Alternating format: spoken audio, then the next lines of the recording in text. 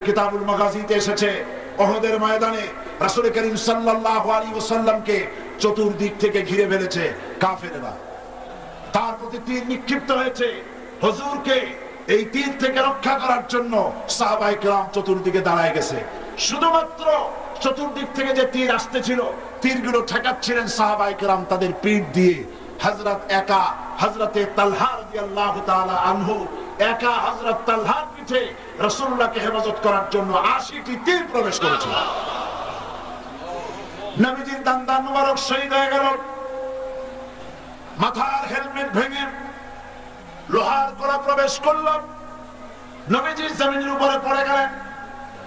হযরত আবু বকর, হযরত ওমর, হযরত ওসমান তিনজন সাহাবী রাসূল করিম সাল্লাল্লাহু আলাইহি ওয়াসাল্লামকে বহন করে উহুদের পাহাড়ের দিকে নিয়ে গেলেন।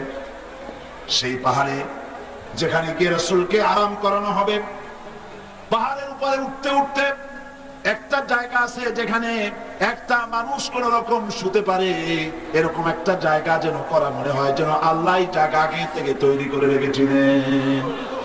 আমার নিজের চোখে দেখেছি পাহাড়ের ওই এলাকা যেখানে আল্লাহ নবীকে তিনজন সাহাবী বহন করে নিয়ে যাচ্ছিলেন। নবীজির কপাল থেকে রক্ত ঝরতেছে, দান্দান মোবারক থেকে রক্ত ঝরতেছে। হুজুর নিজের চেহারা মোবারক ডলে এনে হাতের দিকে তাকায় বলতেছিলেন, আরে ওই জাতির কল্যাণ কি করে হবে যেই জাতি তার নবীর চেহারা রক্ত দিয়া লাল বানাইয়া দিল। নবীজি তাকে যখন উঠানো হচ্ছে, আল্লাহ নবীর এই বেহাল অবস্থা দেখে পাহাড় থরথর করে কাঁপতেছিল। পাহাড় এমন কাঁপা কেঁপেছে, পাহাড় চৌচির হয়ে গেছে, ফেলে গিয়েছে। রাসূলুল্লাহকে নিয়ে যখন ওটা হচ্ছিল, হযরতে আবু বকর ওমর দাঁড়াতে পারেন না, পাহাড় এমন কাঁপা কাঁপছে।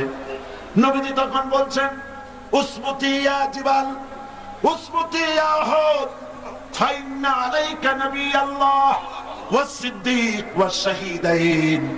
ওরে পাহাড় উহুদ থেমে যা, তোর উপরে আল্লাহর নবী আছেন, তোর উপরে একজন সিদ্দিক আছেন, তোর উপরে দুইজন শহীদ আছেন।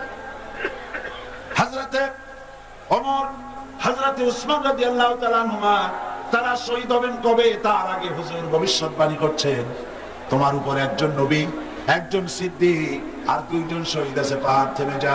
পাহাড় থেমে গেল।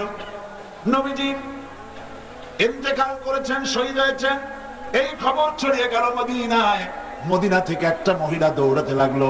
দৌড়াতে দৌড়াতে যখন ওহদের দিকে যাচ্ছে, লোকেরা তাকে জিজ্ঞেস করলো, মেয়ে লোক তুমি যাও কোথায়? বলে ওহ যেতেছি।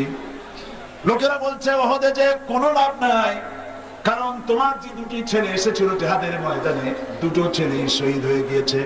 মহিলা বলতেছেন, কে শহীদ হয়েছে শুনতে চাই না, তাড়াতাড়ি করে বলো আল্লাহর নবী কেমন আছেন। আবার অগ্রসর হয়েছেন। আরেকজন বলছে, মহিলা যাও কই? বলে ওহদে যেতেছি। কই যায় কোনো লাভ নাই, তোমার বাবা যে এসেছিলেন তিনি শহীদ হয়ে গেছেন। মহিলা বলছেন, কে শহীদ হয়েছে শুনতে চাই না, বলো নবীজি কেমন আছেন।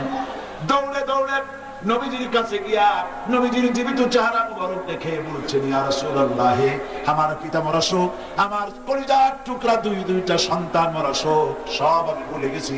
আল্লাহর নবী আপনি জীবিত আছেন, এটাই উম্মতের বড় পাওনা। এই জিহাদ করে নবীজি জিহাদ করেছেন, নবীজি জিহাদ করেছেন, রক্ত দিয়েছেন। তার একটি মাত্র কারণ ছিল, জমিন হলো আল্লাহর, আইন চলবে কার? জোরে বলেন, জমিন আল্লাহর, আইন চলবে কার? আলা লাহুল খালকু ওয়াল আমর ইনিল হুকুমু ইল্লা লিল্লাহ। জমিন আল্লাহর, আইন চলবে আল্লাহ। কারো বাপের আইন দিয়ে দেশ চলতে পারে না। আইন চলবে কার? আল্লাহ পাকের আইন দিয়ে দেশ চলবে। এটাই ছিল নবী করিম সাল্লাল্লাহু আলাইহি ওয়াসাল্লামের ইচ্ছা, আল্লাহ পাকের মানসা মুবারক। সুতরাং ইসলাম হচ্ছে একটি বিপ্লবী মতাদর্শ, যা সমগ্র পৃথিবীর সমাজ ব্যবস্থার আমূল পরিবর্তন করে নিজস্ব আদর্শ দিয়ে ঢেলে সাজাতে চায়। আর মুসলমান হচ্ছে সেই আন্তর্জাতিক বিপ্লবী দল যারা আল্লাহর রং দিয়ে দুনিয়াকে রাঙাতে চায়।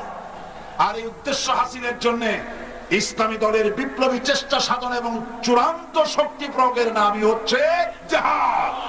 এটার নাম কি? জিহাদ। ইহুদি, খ্রিস্টান, দুনিয়ার বিভিন্ন জাতি, তারা দেশ দখলের জন্য তারা যে লড়াই করে, এই লড়াইয়ের নাম দস্যুতা।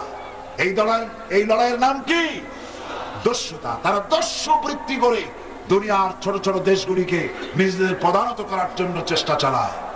সুতরাং জিহাদের উদ্দেশ্য হবে মানব সমাজে আল্লাহর আইন চালু করা। কার আইন? আল্লাহর আইনকে চালু করা। এটাই হচ্ছে জিহাদের মূল উদ্দেশ্য। আর এই উদ্দেশ্যে যারা লড়াই করে, আল্লাহ পাক তাদের উপরে, তাদেরকে ভালোবাসেন, তাদের উপরে আল্লাহ পাক রহমত নাজিল করেন। যারা জিহাদ করে আল্লাহর দ্বীন কায়েমের জন্য, আল্লাহর দ্বীন প্রতিষ্ঠার জন্য, কোরআনের আইন চালু করার জন্য যারা লড়াই করে, তাদের জন্য আল্লাহ পাক রেখেছেন বিরাট নিয়ামত, বিরাট পুরস্কার দুনিয়া এবং আখিরাতে। তবে লড়াই করতে গিয়ে যুদ্ধের ময়দানে শাহাদাতের তামান্না সম্পর্কে রাসূলুল্লাহ বলেছেন, যার ভিতরে শাহাদাতের তামান্না নাই, মুনাফিকের মউত হবে। জিহাদের ইচ্ছাও নাই, মুনাফিকের মউত হবে। বলুন নাউযুবিল্লাহি মিন যালিক। এই মুনাফিকের মউত যেন আমাদের না হয়। জিহাদ, আপনারা কি জিহাদকে ভয় পান? রাসূলুল্লাহ বলেছেন,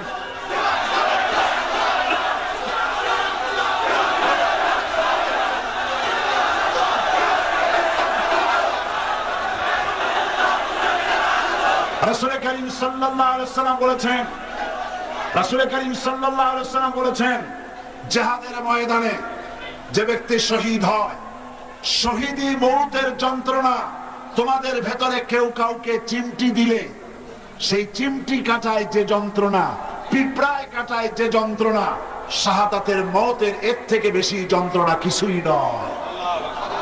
তুমি দেখতেছো বোমায় পা উড়ে গেছে, মাথা উড়ে গেছে, নাড়ি বুড়ি বেরিয়ে গেছে, গুলিতে এফোড় ওপড় হয়ে গিয়েছে, ছটফট করছে, মনে করছে অনেক যন্ত্রণা।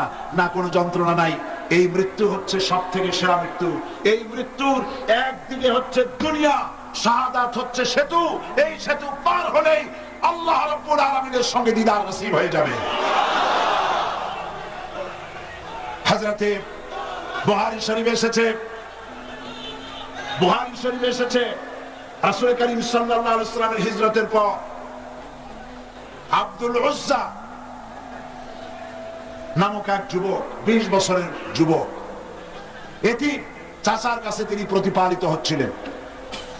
তিনি রাসূলের হিজরতের পর চাচার কাছে গিয়ে বলছেন, চাচা, মুহাম্মদ সাল্লাল্লাহু আলাইহি ওয়াসাল্লামের সম্পর্কে আপনার ধারণা কি? তো বলছে, তিনি তো শেষ নবী বলি তিনি বলেন, লোকেরাও বলে। আব্দুল উজ্জা বলছেন, আপনি কি মুসলমান হবেন? তিনি বলছেন, কখনোই না। ভাতিজা বলছেন, আমার তো ইচ্ছে ছিল আপনি মুসলমান হলে আমার জন্য ইসলাম কবুল করা সহজ হয়ে যায়। তা আপনি যখন ইসলাম কবুল করবেন না, তখন আপনাকে সাক্ষী রেখে আমি বলছি, আমি আর ধৈর্য ধারণ করতে পারছি না। আমি ঘোষণা করলাম, সাক্ষী আপনি থাকুন। আল্লাহকে সাক্ষী রেখে বলছি, আমি আর কাফের রইলাম না, আমি মুসলমান হয়ে গেলাম। লা ইলাহা ইল্লাল্লাহু মুহাম্মাদুর রাসূলুল্লাহ। জোরে পড়েন, লা ইলাহা ইল্লাল্লাহ, লা ইলাহা ইল্লাল্লাহ, লা ইলাহা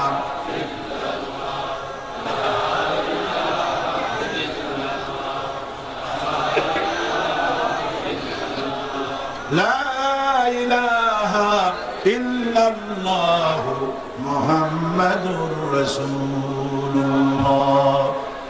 চাচা বলছে, আব্দুল উজ্জা, তুমি কি জানো এর পরিণতি কি? কয় না, জানি না। পরিণতি হচ্ছে, তুমি যখন ইসলাম কবুল করেছো, আমি তোমাকে সোনা দানা দিয়েছি, বাড়ি ঘর দিয়েছি, উট ঘোড়া দিয়েছি, সব ফিরিয়ে দাও। তিনি বললেন, কোনো অসুবিধা নাই, সব ফিরিয়ে দিলাম, নিয়ে যাও। চাচা বলছে, এতেই হবে না, তোমার গায়ের জামা, তোমার পরনের লুঙ্গি আমার দেওয়া, এটাও ফেরত দাও। যুবক ছেলে গায়ের জামা এবং পরনের লুঙ্গিও খুলে দিয়ে দিবে। উলঙ্গ অবস্থায় মায়ের কাছে গিয়ে হাজির। মা নিজের যুবক ছেলেকে উলঙ্গ দেখে 2 হাত দিয়ে চোখ চেপে ধরেছেন। বলছেন, বাবা, তোমার এই করুণ দশা কেন? ছেলে বলছে, মা, ইসলাম কবুল করার কারণে আমার এই করুণ দশা হয়েছে। মা জিজ্ঞেস করছে, বাবা তুমি আমার কাছে কি চাও? তিনি বললেন, আমি এখন বিশ্বনবী মুহাম্মদ সাল্লাল্লাহু আলাইহি ওয়াসাল্লামের কদম মুবারকের কাছে হাজির হতে চাই, আমাকে এক টুকরা কাপড় দিয়ে মা তুমি আমাকে সাহায্য করো। মা বলছে, আমার কাছে তো কোনো কাপড় নাই। একটা ছেঁড়া কম্বল তিনি দিয়ে দিলেন। এই কম্বলটা তিনি পরলেন, এক টুকরা গায়ে দিলেন ছিঁড়ে, আর এক টুকরা পরলেন, তা হাঁটুর উপরে থাকলো, হাঁটু ঢাকলো না। এই অবস্থায় তিনি হেঁটে হেঁটে বহু কষ্ট করে মদিনা মুনাওয়ারায় পৌঁছে গেলেন। বাবে জিবরিল থেকে ঢুকলেন, সেখানে তিনি বসে আছেন। রাসূল করিম সাল্লাল্লাহু আলাইহি সাল্লাম হুজরা শরীফ থেকে বেরিয়ে দেখেন এক যুবক, মাথার চুলগুলো এলোমেলো, চোখ কোটগত, সফরের আসর তার চেহারার মধ্যে, হাঁটু বের করা, মসজিদে নববীতে বসা। তুমি কে? তিনি বললেন, আমার নাম আব্দুল উজ্জা। তোমার এই হালত কেন? তিনি ঘটনা শুনালেন। নবীজি বললেন, তোমার নাম আব্দুল উজ্জা নয়, তোমার নাম রেখে দিলাম আব্দুল্লাহ, তুমি আব্দুল্লাহ। হাদিস শরীফে এর নামই এসেছে, ওনার নামই এসেছে আব্দুল্লাহ যুল বাজারাইন। তাকে নেওয়া হলো আসহাবে সুফফার কাছে, নিয়ে রাসূলুল্লাহ বললেন, একে কোরআন শরীফ শিখাও। আসহাবে সুফফা হচ্ছেন সেই সব সাহাবী যাদের বাড়ি নাই, ঘর নাই, স্ত্রী পুত্র কোথায় আছে খোঁজ নাই, যারা এখানে বসে আল্লাহর দ্বীনের জন্য ঘর বাড়ি নাই, এখানে বসে থাকেন, খাবার পাইলে খান, আর খাবার না পাইলে তারা বসে থাকেন। রাসূলুল্লাহর কাছে কোনো খাবার আসতে তা দেওয়া হয়। আসহাবে সুফফার চবুতরা এখনো মসজিদে নববীর মধ্যে আছে। যারা হজ করতে গেছেন মদিনা মুনাওয়ারা তারা দেখেছেন। যারা যেতে পারেন নাই, আজকের এই তাফসীরের মাহফিলে দোয়া করি, আল্লাহ যেন এই মাহফিলে যত লোক এসেছে সমস্ত মুসলমান নরনারীকে একটা বার রাসূলুল্লাহর রওজায় গিয়ে সালাম দেওয়ার তৌফিক দান করে দেন। আল্লাহ পাক যেন হজ নসিব করে দেন। সাহাবায়ে কেরাম, আসহাবে সুফফা, আব্দুল উজ্জাকিব, আব্দুল্লাহকে কোরআন শরীফ শিখাইছেন, কোরআন শরীফ শিখাচ্ছেন, আর আব্দুল্লাহ জোরে জোরে কোরআন তেলাওয়াত করেন। তার চিৎকারে, জোরে জোরে তেলাওয়াতের কারণে সাহাবীরা ঘুমাইতে পারেন না, নামাজে ডিস্টার্ব হয়। রাসূলুল্লাহ আসছেন পরে, তারা বললেন, ইয়া রাসূলুল্লাহ, আব্দুল্লাহকে নিষেধ করুন, তার চিল্লানিতে আমরা নামাজ পড়তে পারি না, ঘুমাইতে পারি না, চিল্লায়া কোরআন শরীফ তেলাওয়াত করেন। নবীজি বললেন, সাহাবীরা, আব্দুল্লাহকে চিল্লাইতে দাও, বাধা দিও না, কারণ তার ইসলাম কবুল করা বড় চড়া দাম দিয়ে ইসলাম কবুল করেছে, এই লুঙ্গিটাও আনতে পারে নাই। ইত্যাবসারে তাবুকের যুদ্ধের দামামা বেজেছে, রোমানদের সঙ্গে লড়াই হবে। নবীজি তাবুকের যুদ্ধের জন্য, জিহাদের জন্য চাঁদা চাইলেন। যার কাছে যা আছে, আল্লাহর দ্বীন প্রতিষ্ঠার জন্য চাঁদা দাও। এই চাঁদা দেওয়া মাদ্রাসায়, মসজিদে, ইসলামে, জিহাদে চাঁদা দেওয়া নতুন ব্যাপার নয়। আল্লাহর নবী নিজে ইসলামের জন্য টাকা চেয়েছেন, পয়সা চেয়েছেন। নবীজি যখন নিজে টাকা চেলেন, মেয়ে লোকেরা গলার হার খুলে দিলেন, কানের দুল, নাকের ফুল সব খুলে রাসূলের কদমের উপরে ছেড়ে দিতে লাগলেন। টাকা পয়সা সোনা দানার স্তূপ হয়ে গেল। হুজুর এদিক ওদিক তাকায় বলেন, সাহাবীরা সবাইকে তো দেখে, আমার আবু বকর কোথায়? হযরত আবু বকর একটা খুঁটির আড়ালে দাঁড়ানো ছিলেন। তাকে যখন হুজুর ডাকলেন, সিদ্দিক আকবর রাদিয়াল্লাহু তাআলা আনহু তিনি খামের আড়াল থেকে বেরিয়ে আসলেন, হাতে ছোট্ট একটা থলি। সেই থলিটা হুজুরের হাতে তুলে দিলেন। নবীজি থলির মুখ খুলে ঢাললেন, কয়েক কেজি গম পড়লো আর কয়েকটা দিরহাম। হুজুর হযরত আবু বকরের দিকে তাকায় দেখেন, হযরত আবু বকরের চোখের পানি দাড়ি ভিজে ভিজে পড়ছে। নবীজি জিজ্ঞেস করলেন, আবু বকর, আল্লাহর নবী হযরত আবু বকরের এই দৃশ্য দেখে উপস্থিত সাহাবীদেরকে বললেন, ও সাহাবীরা, তোমরা আজকে সবাই মিলে তাবুকের জিহাদের যে চাঁদা দিয়েছো, যে সাহায্য করেছো, তোমাদের সকলের দানের তুলনায় আল্লাহ পাকের কাছে আবু বকরের দানের মর্যাদা বেশি হয়ে গেছে। তারা প্রশ্ন করলেন, তা কেমনে হলো? মনে মনে চিন্তা করলেন। নবীজি তাদের মনের অবস্থা বুঝতে পেরে আল্লাহ পাকের নবী জিজ্ঞেস করলেন, অমুক অমুক সাহাবী, তোমরা কি দিয়েছো আর বাড়িতে কত আছে? সবাই বললেন, এত দিয়েছি, এত আছে। হযরত ওসমান তো বলেছিলেন, আমার জীবনের সঞ্চিত সমস্ত সম্পদের অর্ধেক এনে নবীজির কদমে হাজির করেছি, আর অর্ধেক আমার বাড়ি আছে। প্রত্যেকেই বলেছে, এত দিয়েছি, এত আছে। হযরত আবু বকরকে যখন নবীজি জিজ্ঞেস করলেন, আবু বকর, তুমি কত দিয়েছো আর বাড়িতে কত আছে? হযরত আবু বকর রাদিয়াল্লাহু তাআলা আনহু বলছেন, ইয়া রাসূলুল্লাহ, আল্লাহ রাব্বুল আলামিনের কসম করে বলি, আবু বকরের ঘরে জাগতিক সম্পদ বলতে যা বোঝায় সবটুকু এনে নবীজির কদম মোবারকে হাজির করে দিয়েছি আমার ঘরে। এখন আল্লাহ তার রাসূল ছাড়া কোনো জিনিস বাকি নাই। হযরতে আব্দুল্লাহ এই দানের অবস্থা দেখলেন, নিজে কিছুই দিতে পারেন নাই। যুদ্ধে রওনা করলেন নবীজি ৩০,০০০ সৈন্য নিয়ে। আল্লাহ নবী রওনা করেছেন তাবুকের দিকে, আর কাফের রোমান সৈন্যরা এসেছে ২ লাখ। তারা কয় লাখ? ২ লাখের প্রস্তুতি। আর রাসূল নিলে ৩০,০০০। সেনাপতি কে? হ্যাঁ মুসলমান, যারা বলো ধর্ম আর রাজনীতি আলাদা, ঈমান নষ্ট হয়ে যাবে। রাসূলুল্লাহ সেনাপতি। কিছুদূর অগ্রসর হওয়ার পর হযরত আব্দুল্লাহ জুলবাজারাইন নবীজির কাছে এসে বলছেন, ইয়া রাসূলুল্লাহ, এই তাবুকের জিহাদের জন্য আপনার সকল সাহাবী, পুরুষ মেয়ে লোক সবাই মিলে সাহায্য করলো, কিন্তু আমার ভাগ্য খারাপ, কিছুই দিতে পারলাম না, আমার তো কিছু নাই। তবে হুজুর, আমি আপনার কাছে দোয়া চাই, আপনি আমার জন্য দোয়া করেন, আজকের এই জিহাদের ময়দানে আমি যেন আমার জীবনটা দিয়ে দিতে পারি। নবীজি বললেন, আব্দুল্লাহ, একটা ডাল থেকে একটা ডাল, একটা বাকল, একটা গাছের ছাল নিয়ে আসো। আব্দুল্লাহ গাছের একটা ছাল নিয়ে আসলেন। হুজুর, বুখারী শরীফের হাদিসে এসেছে, নবীজি ওই ছালটা নিয়ে হযরত আব্দুল্লাহর হাতে বেঁধে দিয়া বললেন, আল্লাহ, আমি আব্দুল্লাহর রক্ত কাফেরদের জন্য হারাম বানাইয়া দিলাম। হযরত আব্দুল্লাহ ডুবকে কেঁদে উঠলেন, বললেন, ইয়া রাসূলুল্লাহ, আমি চাইলাম জীবন দিতে, আর আপনি আমার রক্ত কাফেরদের জন্য হারাম করে দিলেন। নবীজি বললেন, আব্দুল্লাহ, এরপরে যদি তোমার মউত বিছানার উপরে হয়, তাবুর মধ্যে জ্বরেও যদি তোমার মউত হয়, আল্লাহ রাব্বুল আলামিন শাহাদাতের দরজা তোমারে দিয়ে দিবে। নবীজি তাবুকের মাঠে এলেন। কাফের বেঈমানেরা রাসূলুল্লাহ ৩০,০০০ সৈন্য নিয়ে আসছেন, এটা শুনে ২ লাখ ময়দান থেকে ভেগে গেছে। সুবহানাল্লাহ! জিহাদের সাহস, যুদ্ধের সাহস আর হয়নি। রাসূলুল্লাহ ৩০,০০০ নিয়ে আসছে, ২ লাখ শেষ। হুজুর সেখানে আরাম ফরমালেন। কয়েকদিন পর নবীজির কাছে খবর এলো, ইয়া রাসূলুল্লাহ, আব্দুল্লাহ আজকে কদিন জ্বরে ভুগে তাবুর মধ্যে ইন্তেকাল করেছে। নবীজি বললেন, জানাজার ব্যবস্থা করো, গোসলের ব্যবস্থা করো, কাফনের ব্যবস্থা করো। কাফন গোসলের ব্যবস্থা হলো, জানাজার ব্যবস্থা হলো। নবীজি জানাজা পড়ালেন, আর এরপরে কবরের ভিতরে একজন নামলেন, পাশে একজন আলো ধরে দাঁড়িয়ে থাকলেন।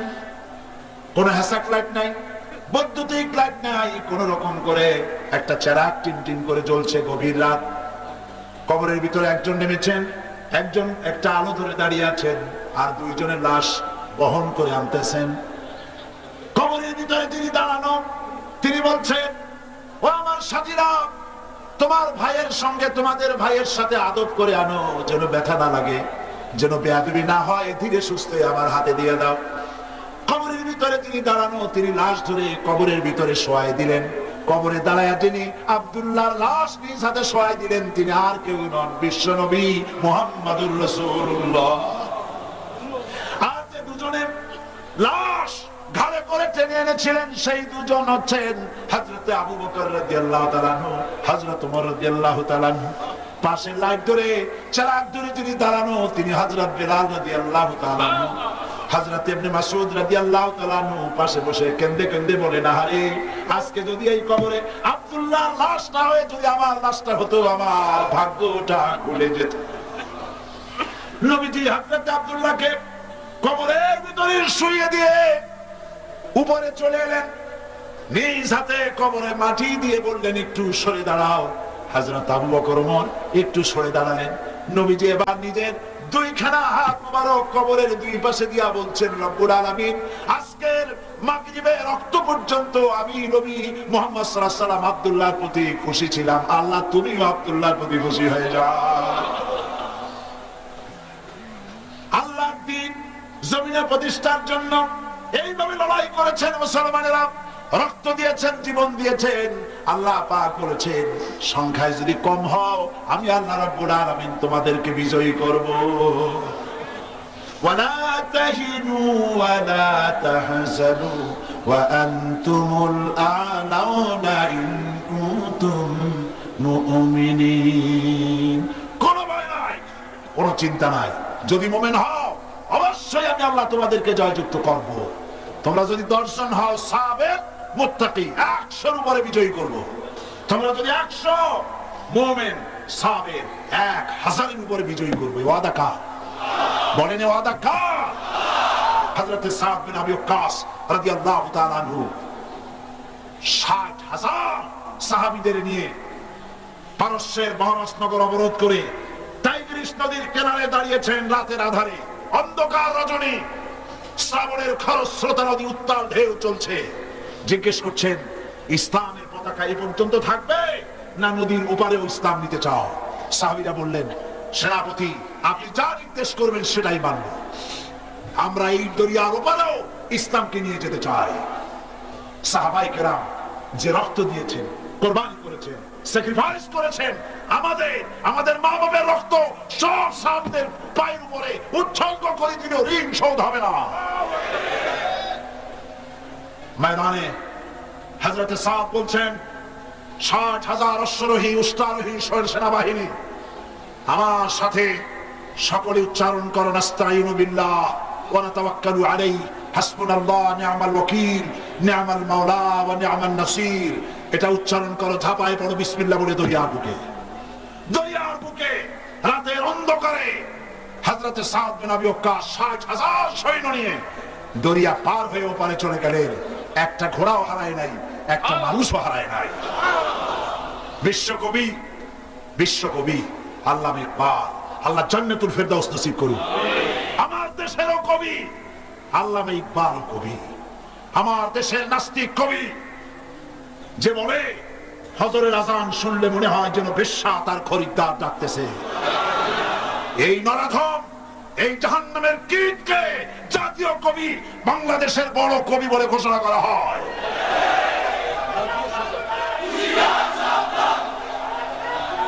আল্লামা